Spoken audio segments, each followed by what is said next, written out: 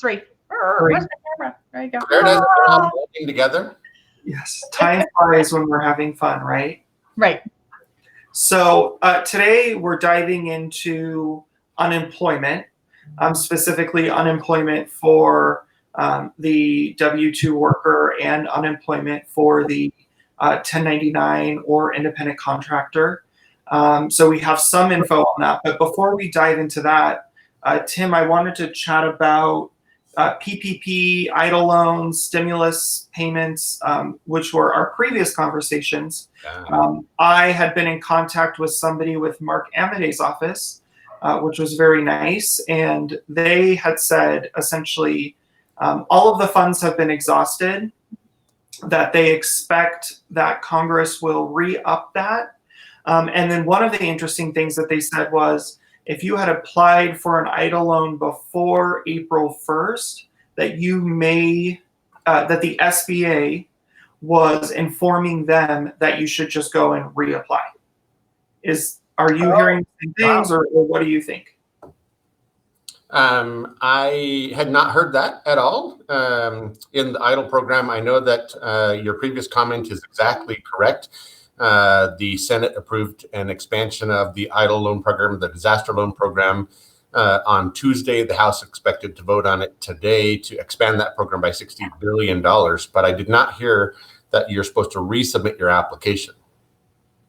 That is certainly not true for the PPP. If you've already applied at a financial institution, then they are treating those people as your spot in line. So if you go reapply somewhere else, the chances that you're going to be way further back in line are almost guaranteed. So those people who have applications in there at a financial institution, my recommendation is stay in line. The PPP program is supposed to be expanded by or refunded, I guess is a better term, expanded, whatever, by $320 billion. Earlier report said 310, earlier report said 250. So the language that's going to the House today is $320 billion, of which $30 billion is going to be set aside for the very smallest of lenders, community banks and rural financial institutions. There's an additional 30,000 that's going to be set aside for the next level up, the small banks, and then there's 250 billion that's available to all financial institutions. I've spoken to three different financial institutions here in Northern Nevada, and they all said that they're going to basically take the applications that they have now and send them first. So if you were recently applied, and you're using, they're all the same wiggle wording, no guarantee of funds, no guarantee to fundings, all of that kind of thing. But if you were on it last time and just missed it by a little bit, chances are pretty decent that you'll get in this time around. So Tim, what is the, because I've been hearing a lot of different stories, and maybe help clarify this, is there's a lot of people that are saying, hey, there's these large corporations that got a big chunk of this money. Is there a certain allocation of this money to, like, you have less than 25 employees and you're in this range, and you have 25 to 100 employees and you're in this range? Are they trying to manage that? Because of course the big corporations who have all the people who have the time that this is all they do, as opposed to the little guy who is trying to, keep things going. Exactly correct. That would have been great to have that kind of stratification in there. The PPP was originally meant for small business. There was special carve-outs for Wall Street type things. This was supposed to be the Main Street funding. And there were over 75 public corporations that got funding. There was a little, I'll call it a loophole for our purposes today. But if your NICS code, your North American Industrial Classification Code, started with a 72, which put you in either the restaurant hospitality or into a franchise thing, the 500 employee count was by location, not in total. So if you're Ruth Chris, that's really a big thing, or Potbelly, which is a popular chain in, I believe, the Southeast. They're public corporations and have availability to sell more stock on the public market or access to capital in multiple different ways. they Right. qualified for this PPP because each location did not have more than 500 employees. That's a fairly substantial loophole where they have those other types of ways to raise capital and to take advantage of this as well. Well, So Lisa's next life is lobbyist. there you go. That's great at that. not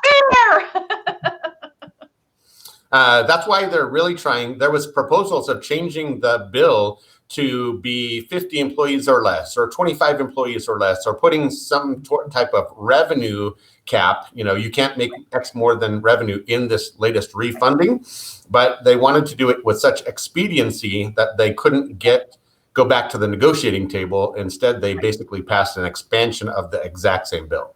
Yeah. And in all fairness, everything, because we're seeing this on the mortgage side as well, which we'll get to next week. In all fairness, this was such a quick turnaround in response to the emergency situation that we were all facing, that a lot of this type of stuff was not fully thought through because they didn't have time. It was more important to get the resources out. So, as we work through it, hopefully we will, and then following iterations and things can be fixed on the backside a little bit. And Lisa, I think that's a great point, because that's what we're seeing with the stimulus and all the frustration that's going on with that too. Where's my $1,200 for the people that didn't get it? They were trying to shove it through so quickly and get money out to individual taxpayers' hands that there's bound to be problems. As we get into unemployment as well, we'll see that's exactly the situation that we have today's topic as well. Yeah. Tim, to talk about the stimulus for a second, we've seen it kind of go across the country, and more people are getting it. One of the things that I read recently was if you filed your tax return with a TurboTax type company, that you may be receiving your stimulus later. Is that, as far as I could understand, that appeared to be true. Is that how you understand it? So what happens is when you provide your direct deposit information to the Treasury, they send the money directly into your account. A lot of times, if you're using a TurboTax or one of the other, organizations like that, they will load it onto a prepaid debit card. And instead, so they basically have a, Intuit Bank or a TurboTax bank where they put it into an account in your name, but it's really not an account. And then they put that money onto your debit card. Well, those accounts are only around for the time period that they need to get that money in and out, and then those accounts are closed out. But that's the account that the Treasury now has. So if they try and load that money into that direct deposit account, that account no longer exists.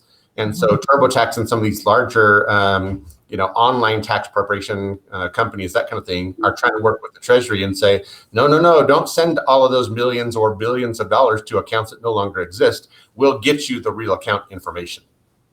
So I have to imagine that the Treasury already began to do so, and it was getting kicked back, or it was sitting in accounts that people, you get that debit card, you spend the money, you throw it away.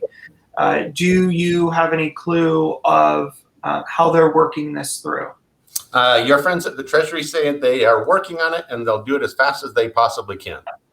My friends, yes, my good friends. Your personal friends, Jared. You had them for dinner last week, didn't you? Yeah, he's connected with Amity's office. We didn't know what kind of, maybe Steve is, having beers with him on a regular basis. My good uncle Amity. Yeah, yes.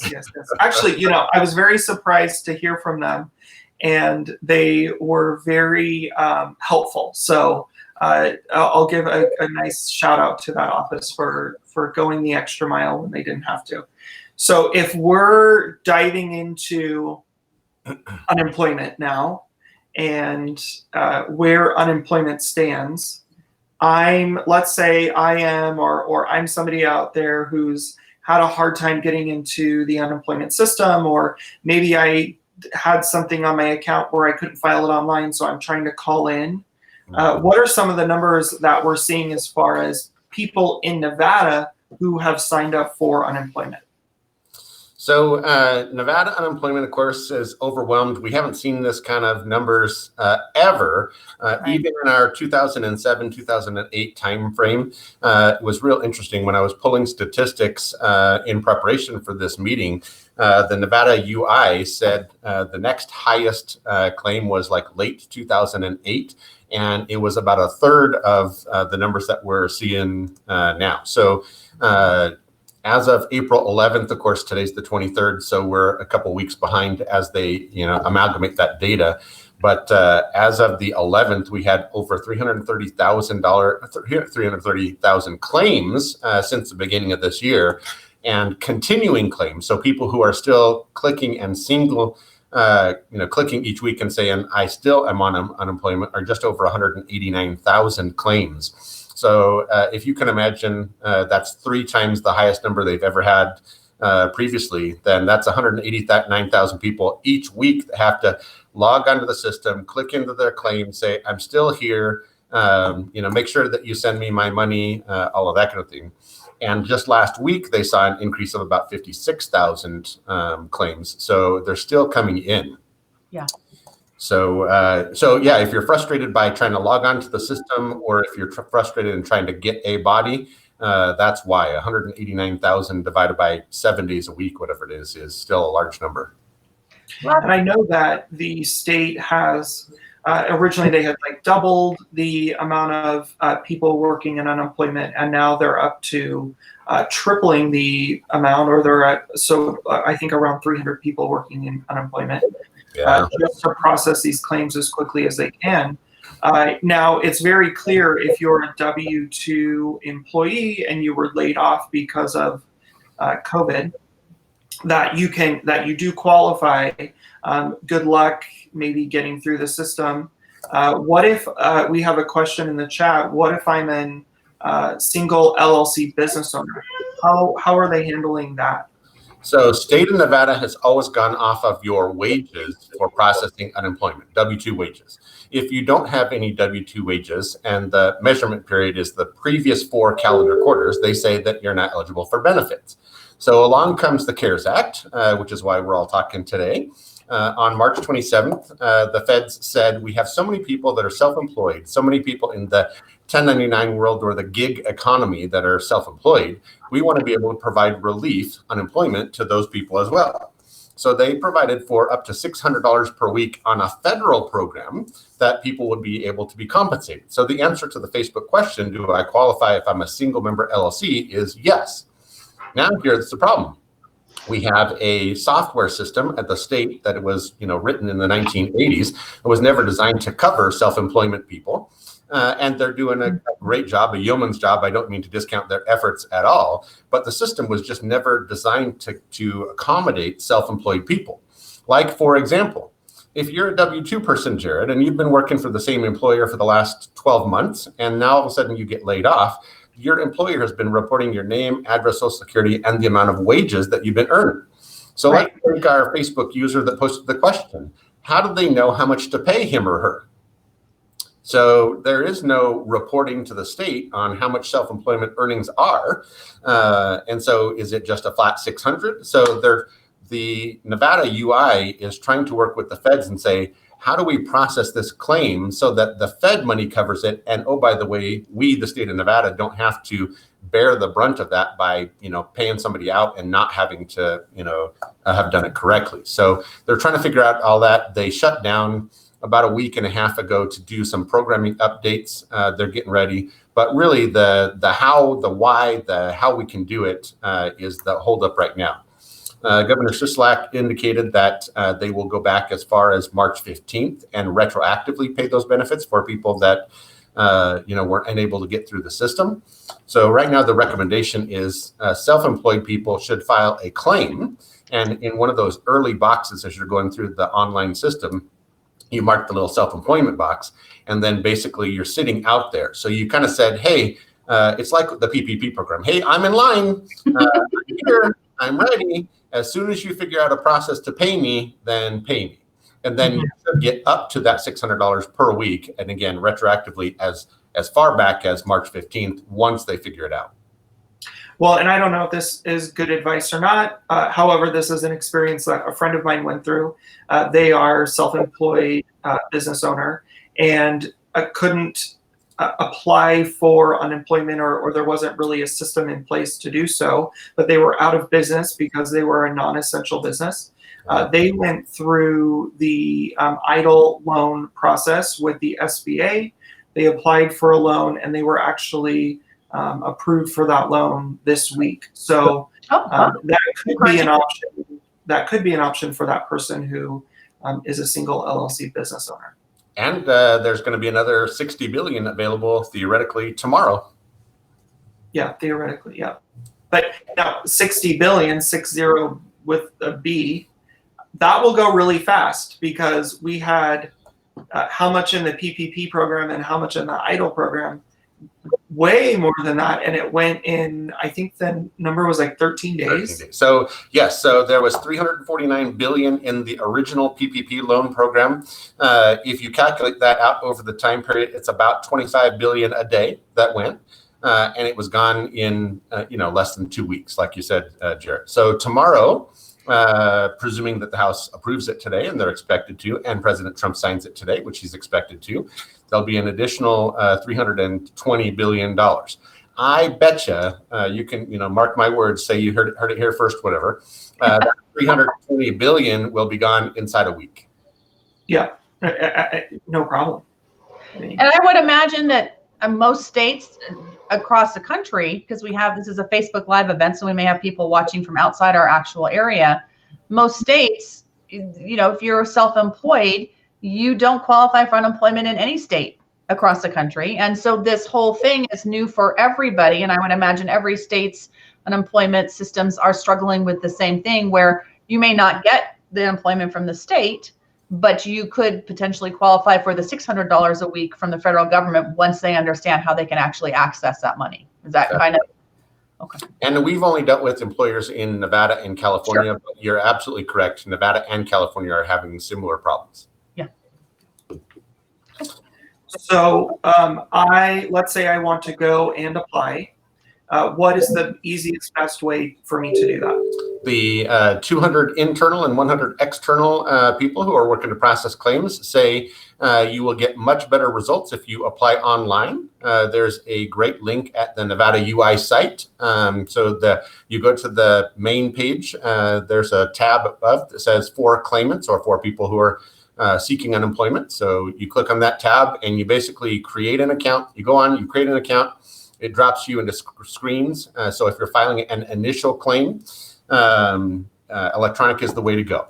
Make sure that when you create your account, you write down your username and password, because you're going to have to get into that weekly until circumstances change and you're re-employed in whatever you are. They have stratified to make filing claims a little easier. So they have stratified certain days for based on last name. So A to K, if you're filing, you're set aside for A to K is Sunday. If your last name is L to R, then your day is Monday. If your last name begins with a S to a Z, it's Tuesday. Those are supposed to be reserved for only those last names. And then every day, the rest of the time is available for anybody that can do it. They tell you that it is important that you get it right the first time, because if you go down a little rabbit hole and your claim is held up, you have to talk to somebody. So they tell you, grab that, read the instructions first, especially as a man. Sorry for our gender. I'm not great about reading instructions, but there are two guides, one for the claimant guide for online filing. That's about 49 pages. And then unemployment insurance facts, and Nevada unemployment insurance facts for claimants booklet, which is about 40 pages. So read through those, be sure you understand it before you even start to file your claim, because if you can get through the first time, you avoid yourself a lot of hassle. If you get, like I said, down one of these little rabbit holes, then you end up having to call in, and the call volume is just unbelievably difficult. So. Right. We have a great question about if you're a 1099 employee. I mean, are you considered an employee if you're a 1099? You're a 1099 independent contractor, or so let's say I am a 1099 employee or independent contractor. Should I go through and file every week, even if it's not super clear what the state is doing, or should I wait until they figure that out? No, so if you log on, you should file a claim. again, click the box at the very start that says I'm self-employed. So if you're 1099, they call them 1099 workers because they are not employees. So 1099 workers or 1099 independent contractors, you're in the self-employed column. So mark the little box at the top says self-employed. Go in each week and say, my claim is still active. I'm still here. And then when they finally get around to working out the bugs, then they'll go back for each year that you have said, I'm still here. And retroactively pay you. Mitchell Ross said, my PPP loan was approved last Thursday. Funds have been set aside. I still haven't heard from the lender. That's fantastic. So the normal process was you go through your financial institution, they say you're approved. Then they say, okay, we submitted it to the SBA, and the SBA actually will send back loan documents because all in all, until it's forgiven, it's really a loan. So if you've got loan documents back, then you said, all right, I really got the money. So SBA set aside money for your loan. You sign the loan documents, and then you should see the funding in a very short period. Most people are seeing between 24 and 48 hours after they finally submit all the signed loan documents after that. So if Lendio, which is the Facebook comment, whatever it is, you haven't heard from them, my question to him or her back would be, have you actually signed the SBA loan documents and submitted it back to Lendio and like hit the tennis ball back onto their side of the court? And if that's true, it should be pretty quick. If it's not, they're probably waiting on something from you. You know, this is such a great example of why relationships matter. And if you, I think it's Heritage Bank that says it's not how big you are, it's how big you are with your bank. Yeah, that tagline's a great line. Yeah, we have a relationship with our local bank. It's not one of the bigs, so it's not a Wells Fargo or Bank of America. And they were so amazing at getting us through the entire process. And we funded, actually, our PPP funded this week. They just made it so easy. And I was talking to a friend of mine yesterday and said, this is such a great testimonial of why it matters to have a relationship with everybody at all times. Who knew in a million years that we would need something? That my relationship with the teller or the branch manager would ever matter. It really came through. So I think this is a really great time for people to reevaluate their relationships with their banks and get into relationship with them. Well, business relationships across the board, right, Jared? Yes. We found Tim. He's a local CPA here. He's not something online. He has this knowledge base. This is a great opportunity to understand why it's so vitally important to have these types of relationships with professionals in your area. Yeah. I'm probably violating some marketing thing, but if you can see, where's my camera? See the best CPAs ever. Well, then you kind of turn it around, and so there you go. There you go. Hey, it's our show. You can plug whatever you want. We're in charge. It's okay. But that's exactly it. The local lenders seem to get their people, at least even if you weren't getting through, at least you know where in the process you were. Some of the banks I've been talking with, they've been working, 12 and 18 hours a day for the last 3 weeks trying to process as many applications as they can get through, that kind of thing. So, it's very, very important to be, Northern Nevada, Reno is a very small community. They say there's 500,000 people, whatever, live in here, and it seems like you're running the same 6,000 again and again and again. And so knowing those people and being nice is critical. Yeah. Matters. Somebody said the challenge for small businesses is we do not have a legal team whose job it is to understand the legally language to submit a loan. Time is everything in this case and may not be on the small business side, but we'll keep trying for sure. Any advice for the small business owner who is struggling through this process? So if you're just starting the process, definitely try and complete it. Your friend Jared, Chuck Schumer, said this is not the last train leaving the station as it relates to stimulus, as it relates to economic impact.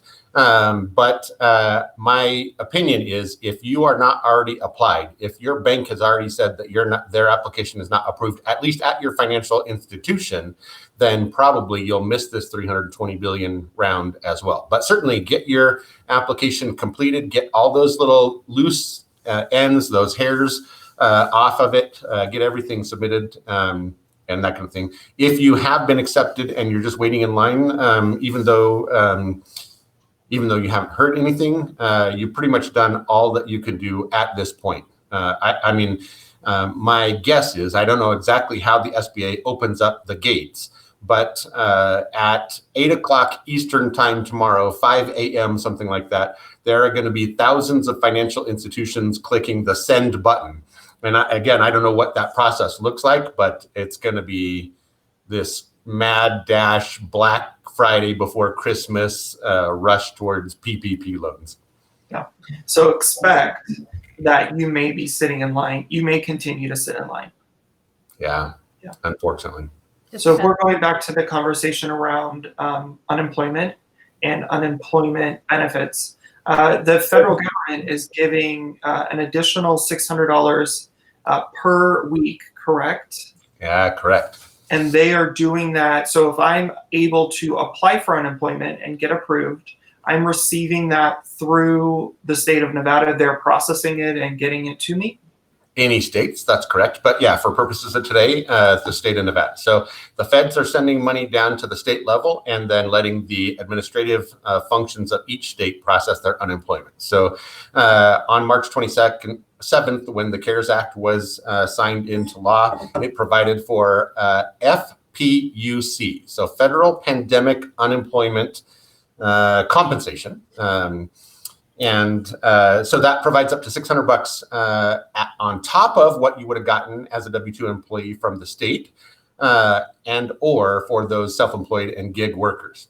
The C.A.R.E.S Act said that they would start paying you, or you would be available to be paid under the FPUC as of April 4th. And you could be paid all the way up through July 25th, which I think is a 16-week period, maybe, something along those lines.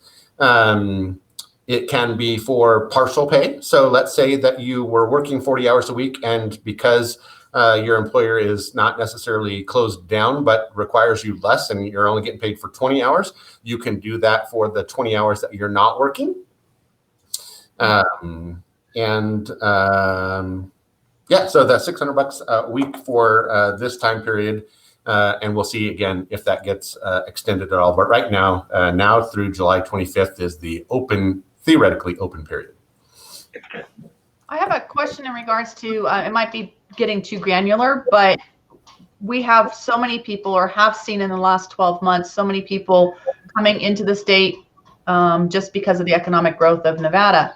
And so you mentioned that they look at the last 4 quarters as to what's actually been reported. So let's say you have a situation where someone has spent the last, 2 quarters ago in California, and now the last 2 quarters are here in Nevada. Does that add a layer of calculation joy to the whole thing? Because now Nevada has to talk to California to try to kind of get what that is. Because I know Nevada doesn't pay nearly as much as California does on a weekly unemployment basis, which doesn't pay as much as Washington does. Yeah.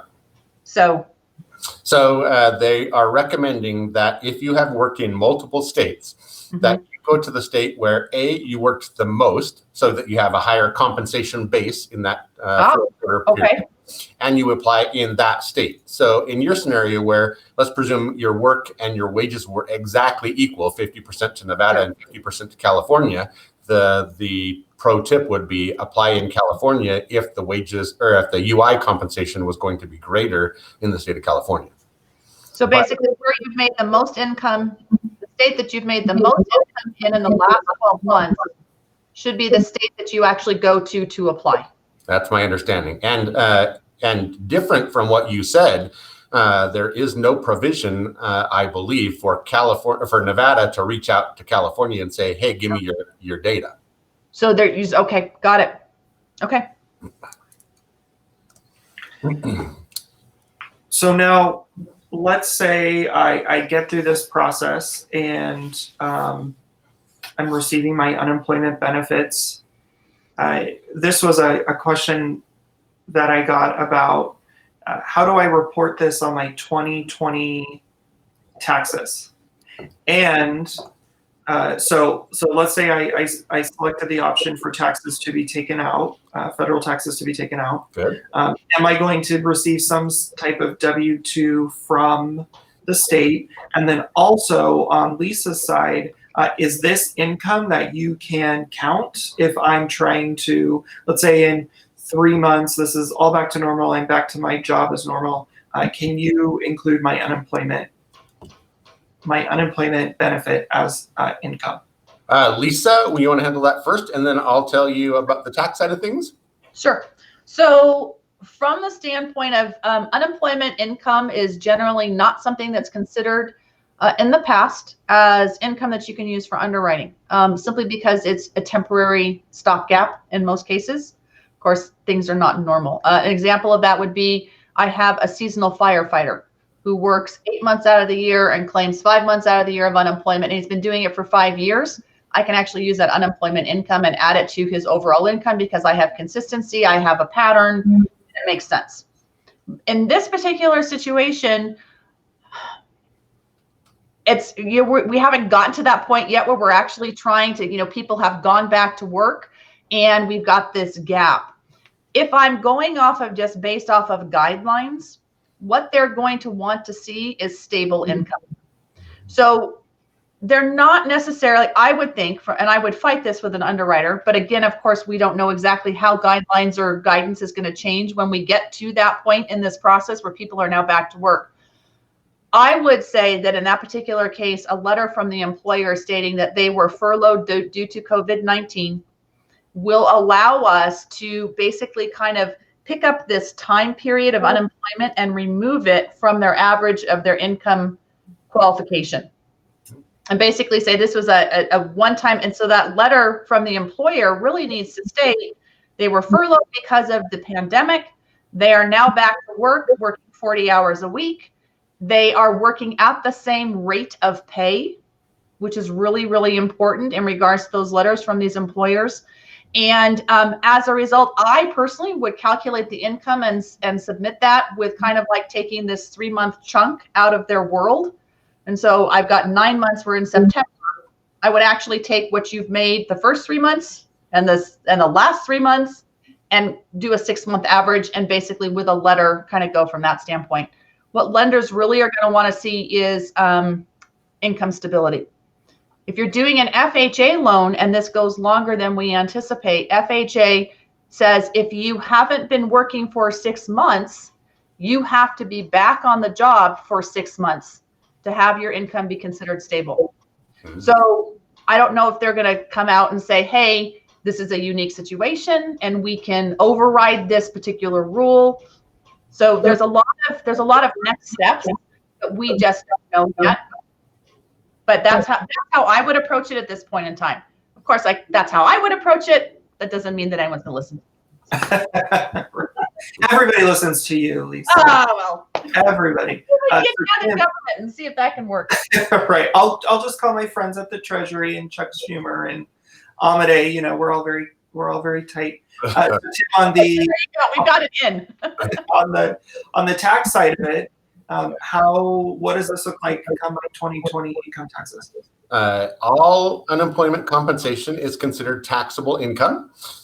It will go on your 2020 tax return, and presuming they don't substantially change the forms, it will go on a Schedule 1, line 7, which is an unemployment compensation, and roll forward into your regular 1040 form and be considered just like wage income, interest, dividends, be considered 100% taxable to you, and then added into your adjusted gross income. So just like anything, plan on that being taxable income to you for this year, because I've seen a lot of people that were hit with unfortunate circumstances go for unemployment insurance for a long time, get to the end of the year, and then get hosed again by the tax man to say, hey, now you owe tax on our money that we gave you to help you through this difficult time. Right. What about Social Security? Am I paying into Social Security if I have unemployment? No. No. And not considered earned income either for purposes of, like you said, Medicare or anything like that. Got it. Mitchell Ross says, what is the best way to keep records to have the PPP loan forgiven? I'm a sole proprietor and haven't been doing owner draws in the past. So you had said that the SBA will send you loan docs because it is considered a loan, but it can be forgiven. Is that written in the law, or are we just hoping that happens? And then what is forgiven, and how do we track that?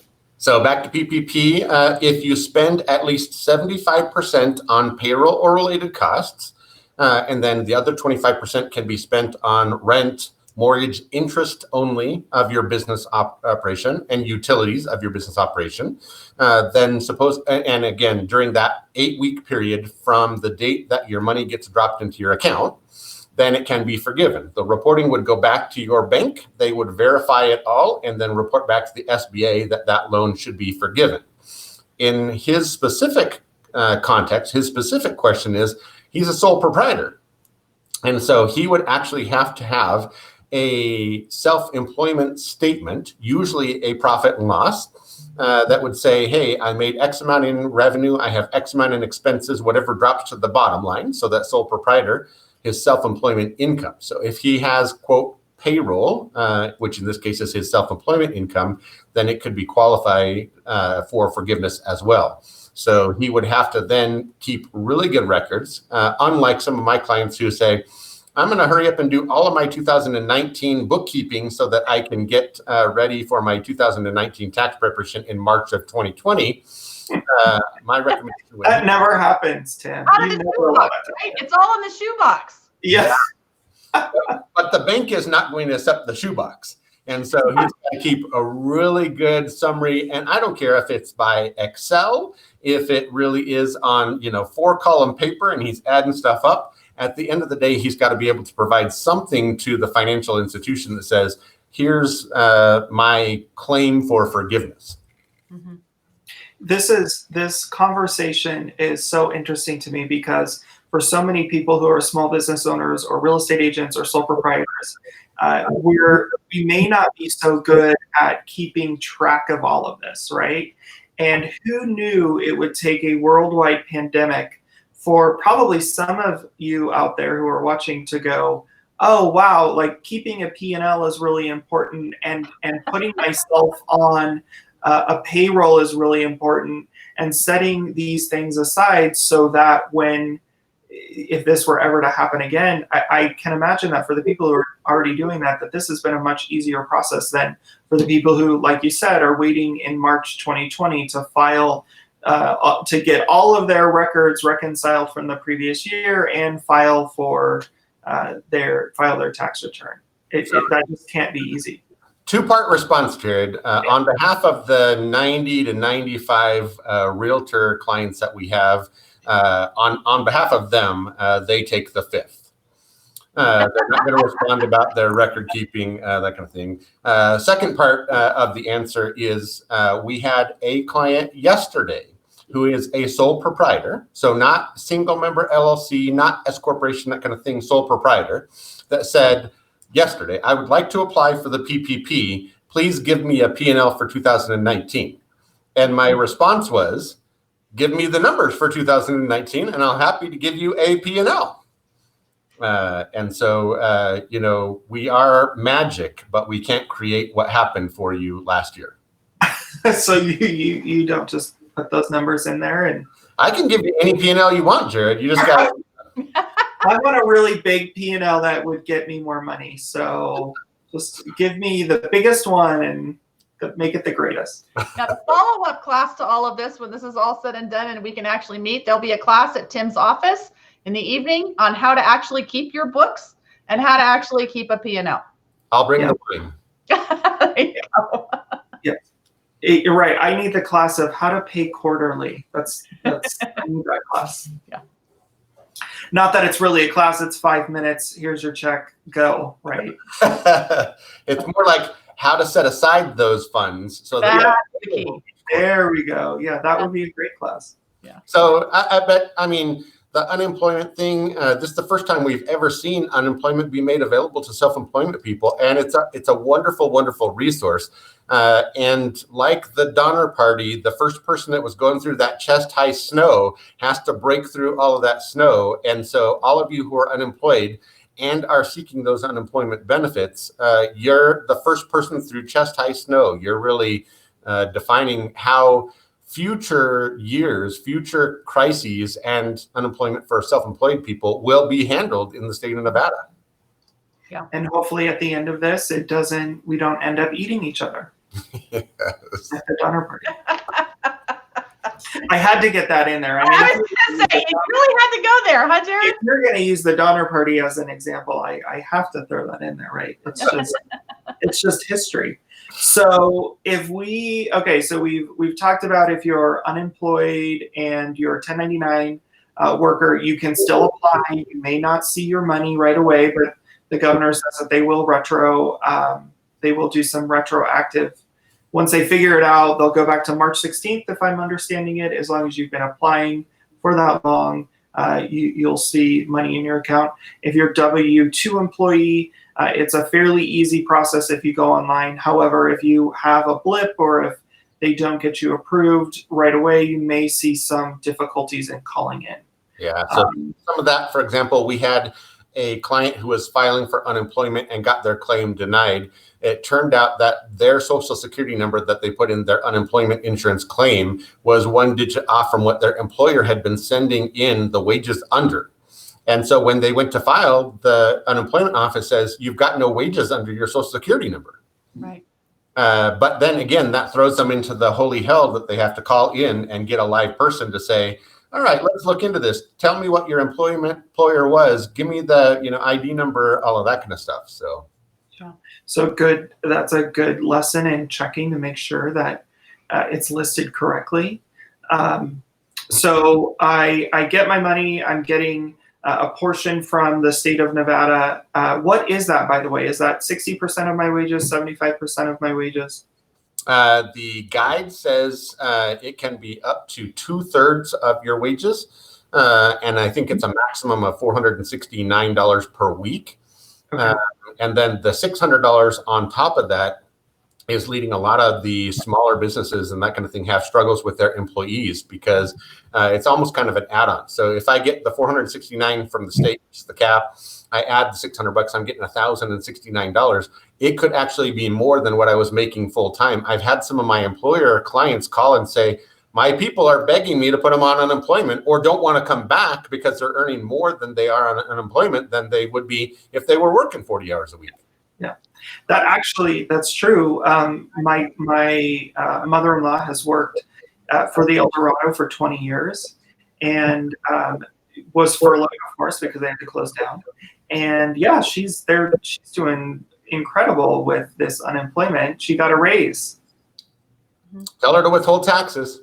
Oh yeah. Oh yes, we are. Yes, we are. Yeah. So in regards to that, from that standpoint, how does this, when this is all said and done, how does this impact the state and the state's unemployment fund? Because I also saw some rhetoric starting to be talked about in regards to the fact that this is not, the federal government is not going to float everybody forever. They can't, that hopefully we can get this resolved and taken care of. At what point in time does the state now have to kind of foot the bill completely on their own? And looking down the road, 1 to 2 years down the road, how is this going to now impact that these business owners who are paying into the state's fund? How do you anticipate or project that we're going to be able to build that back up so that then we just kind of go back to what would be normal of 4% unemployment that we've had and stuff like that? Yeah, so the state of Nevada ran into this problem when we had our last crisis, 2006, 7, 8, even 2009, where we kind of ran out of money in the unemployment insurance fund and we're borrowing money from the federal government. So all those unemployment claims got paid, but then at the end of it all, the state of Nevada had to repay the federal government. And they assessed an additional surcharge to all employers for a period, I think it was 5 years, maybe 6 years, to kind of special assessment going back to repay those loans. And then as soon as they were repaid, then it went away. There was the latest press release from Dieter, dated April 10th, if any of you actually want to go look at it, has some nice click-throughs. And so it actually says what the status of the unemployment insurance fund. We got about $1.5 billion in the state unemployment fund. Last week, it went down by 48 million as they paid out claims of about 48 million. So we got some runtime, even at the state level before they're really in trouble to, drain the unemployment insurance claim or fund rather. But certainly we don't want it to continue for a super long period of time. Yeah. If in fact we don't see the second wave of coronavirus or that kind of thing that they're seeing, or we don't see it in a large way, that kind of June 30th or even mid-July timeframe seems like it will be more than enough to cover our current crisis. The other thing that the state is trying to figure out from the feds is for these $600 payments that are coming down from the feds, will that really remain at the federal level, meaning that Nevada doesn't have to pay that back? Or is there going to be some kind of reconciliation or comeuppance that says, okay, Nevada and all these other states, we want our money back now to repay the federal coffers? Mm-hmm. Well, at the end of the day, it's this consumer. I know we're experiencing that on some of the mortgage stuff on the secondary market and what's going on with secondary and buying and stuff like that. And at the end of the day, everything is going to end up trickles down to what those interest rates are available to the consumer. Yeah. Look for new taxes in 2021. You heard it here first. Yeah. Yeah. I think that it would be foolish not to think that if you are paying into unemployment as an employer, that there's not some type of special assessment that will be coming your way.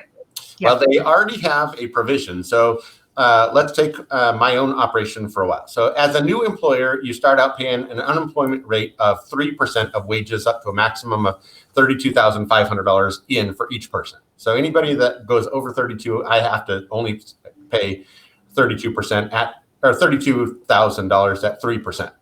Then as my experience rating goes down, my employees don't file for unemployment. I can get below 1% on paying my unemployment insurance rates in that. As soon as employees start claiming, then my rate goes back up and will be capped at a 3%. So yes, for all those people that are, have laid their employees off, their rates will be going back up to that 3%. Yeah. But then on top of that, my crystal ball says there will be an additional assessment that says, now here's all the stuff that we have to kind of replenish the coffer. What if you had an employee who left you and you weren't their most recent employee or employer? They filed for unemployment and you received that letter in the mail from Dieter saying one of your employees filed for unemployment. What does that affect you and your rate, or are they what? How does that work? It depends on why they left. If they quit, they theoretically are not eligible for unemployment. If you furloughed them, if you laid them off, or if they left you because you were being a real jerk and they can prove that, then they're eligible for unemployment. They look back, Nevada looks back over that 4 previous quarters, and then they allocate the employment benefits against your experience rating based on the wages that you paid them versus any prior employer paid them. So let's say you hired this person for a week and then they had to be laid off because of coronavirus or whatever purpose your business was non-essential and shut down, and they worked for somebody else for that entire year before the week that they went, you would get kind of your experience rating would get whacked 1/52nd for that period. Got it. We have interesting situations now with, I spoke to a client this morning where his company is requiring him to take a week of vacation every month using his vacation time. And then if that does continue, then they're going to encourage everyone to take a week of furlough so that then everybody can still be working, type of thing, kind of spreading the pain out to everybody as opposed to, just having one person or 2 people get laid off. in that type of particular situation, we discussed from an underwriting standpoint. I basically told him, I said, I'm going to have to go with your lowest calculated income based on you taking a week of every single month of no income. But from the standpoint of the unemployment, it's kind of a weird situation because you're not working and you're working. And is that where that falls under that? Like, I'm working 20 hours a week and I can then get paid out the 20 hours. It's just structured a little bit differently. Yeah, and it's even worse than that because if that employer is requiring the employees to use their vacation, that's regular wages, except for depleting their vacation time. Yeah. Things like that. If they actually furlough them for the 1 week every month, that kind of thing, then they're eligible for unemployment and they can use that money to replace that without impacting their vacation. So it sounds like kind of the employees are getting a raw deal by requiring the. Well, I kind of had that discussion with him a little bit too, because I was like, no, that doesn't sound like, no one can tell you have to do this. So, but yeah, so he's working on that aspect of it. Don't worry, I gave him some ammunition. But I was just curious to know because that was one of his specific questions. He says, if I file for unemployment, is that going to hurt my ability to go ahead and get a loan at this point in time? Because he's in an active transaction right now. Yeah, I mean, Lisa, you would be the best to answer that. But from the standpoint that, you would disallow that unemployment and include his regular wages, seems like that's the boat he's going to be in. But if he's using his vacation or PTO or is covered under one of the like FFCRA, where they're required to provide sick leave for coronavirus impact or family leave for coronavirus impact up to those 80 hours, those would all be considered, in my opinion, regular wages. Right. Oh, so they're required to pay them 80 number of hours based under Corona. So right before the C.A.R.E.S Act, there was a Families First Coronavirus Response Act, the FFCRA, that said employers who are under 500 employees have to provide for up to 80 hours of sick leave for people who are impacted by the COVID-19, the coronavirus. And then there's also a family medical leave. So the FMLA, which normally doesn't apply to people under 500 employees, now became effective, and you have to provide up to 80 hours of paid leave. They can use their vacation, and then additional 10 weeks of job protected but unpaid time, right?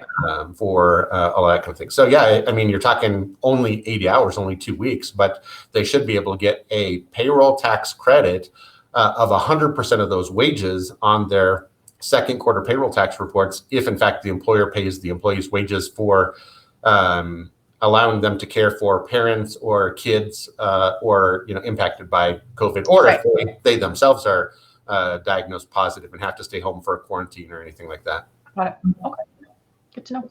And this is where I tell you, I never passed the Society for Human Resources, the SHRM organization's tests. So nice little disclaimer there.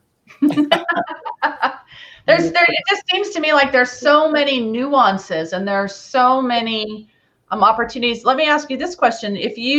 Let's say that we have so many realtors on, you have applied for the PPP, you have applied for the EIDL, and you also can apply for unemployment. So you can utilize all three resources or do they start canceling each other out? Yep. So like the PPP documents say, I have got no other benefits under the C.A.R.E.S Act. The EIDL loan is supposed to have documents to say, so you're not supposed to double, triple, quadruple dip. Got it. There's other things that we are not intending to talk about and have not talked about, by like the employer retention credit. What if I keep on paying my employees? There's actually a payroll tax credit for keeping them around. So there's a number of things that are out there that are not supposed to be overlapping, but for which employers and small employee organizations can take advantage of.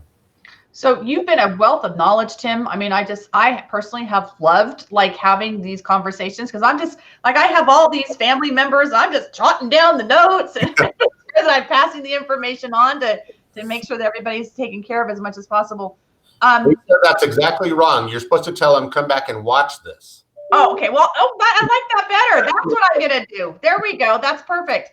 That way I don't have to take notes. But to that point, if people have additional questions, things like that, can you share with us your contact information? Because I know you and your team are in the office, you're in the trenches, you're keeping things moving.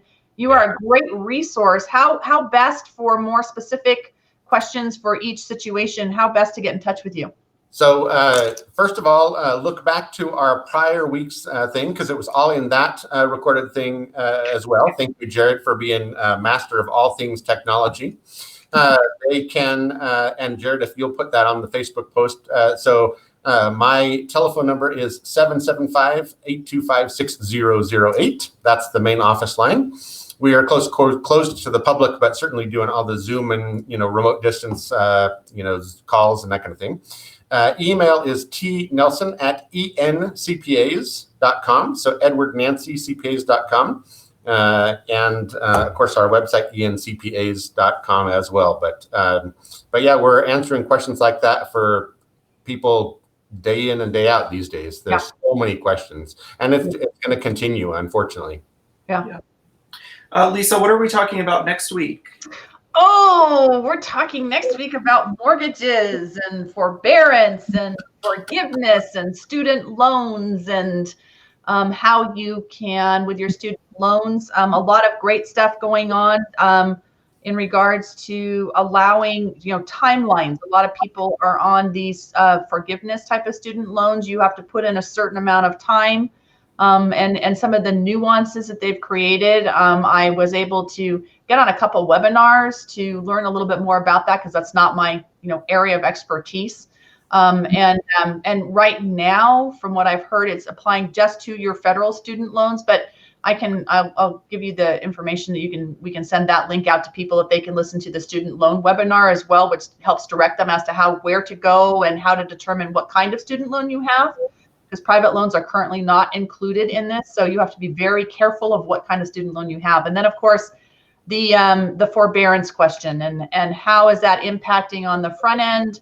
Because there's really two sides to the mortgage world. You have the front side where it's, interacting with underwriting guidelines. And then you have the back side, which is a secondary market and how all that's playing into everything, and how this was the unintended consequence on the back end is really driving the front end issues and rates and things like that. So they're kind of interrelated in a kind of a great big huge jumble right now that we're trying to work through with Congress. Yeah, and if I get forbearance, does that affect my credit score, my credit report? Am I still paying interest for that month? I know that these are all things that we'll cover next week, and I'm already full of questions. So good. Well, good. I'm hopefully I'm full of all of your answers. So yes, I think probably the most important thing I can tell people right now is forbearance is not forgiveness. Yes. It is very, very important that you are very aware of what it is, that if you need the forbearance, that's there for you as a safety net. But it is not forgiveness. The documents that they're sending you to sign, I've talked to people where they've taken them to their attorneys, and the attorneys say, you don't want to sign this because now they have control over your house. I mean, there's a lot of things. So it's your best bet is to see what you can do to try to make sure that you get that mortgage payment made. But of course it is there as it's a very important resource. So I'm super excited to share that with everybody. And then I also do have a beautiful one-page infographic, which basically kind of can show us on a kind of a timeline, they call it a waterfall. It's this, if this is what you need to do, then this is the next step. And then these are the consequences of that. So again, 7 days of legislation. It took them 7 days to create this legislation. The last major economic recovery legislation we got was in 2009. It took them 7 months to create that. And that still had problems. So, slamming something together in 7 days, we've got some unintended consequences of this, but we're trying to work through it and take care of everybody at the same time of making sure that we're keeping things stable. So we will be talking about that next Thursday, April 30th, right here, 1 o'clock. In the meantime, thank you for joining us. Thank you all for your questions. We appreciate it. We appreciate you tuning in, and we'll see you next week. Sounds great. Thanks, guys. Thanks, guys.